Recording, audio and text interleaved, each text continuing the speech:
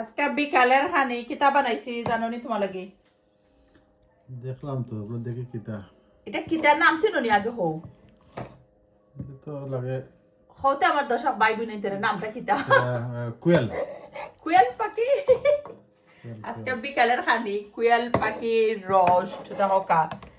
যদি রেসিপি দেখতে চাইনি ইউটিউব চ্যানেলে তৈ সুভাষ ব্লগ ইউকে দেখতে ভুলবা না, রেসিপি আকারে সবটা তৈ।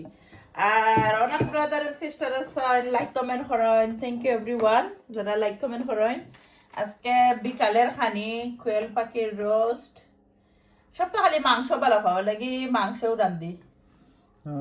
মাংস ভালো লাগে, মাংস খাইতে খাইতে অভ্যাস কিছু পুরো থাকতে পারতে মাছ তো খাইতে মাছ তোমার লাগে চিকেন দিয়া আলু দিয়া সুন্দর করে বুনা একটা কারি বানাইছি, একটা লইও কুয়েল পাখির রোস্ট বাদে।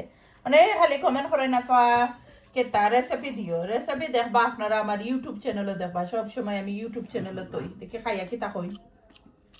মজা মশলা গুড গুড ঠিক আছে কি গেলিছি মানে আগে কি তার রান্না চিন্তাম না নি।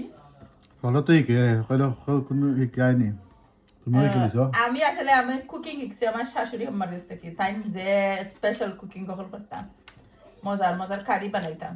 তোমার কুয়েল পাখি বাঙ্গতে দেখি,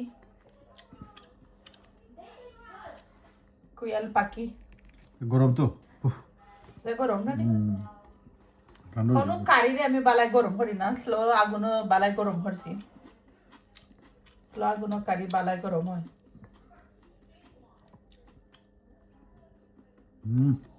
ইয়াম্মি ইয়াম্মি।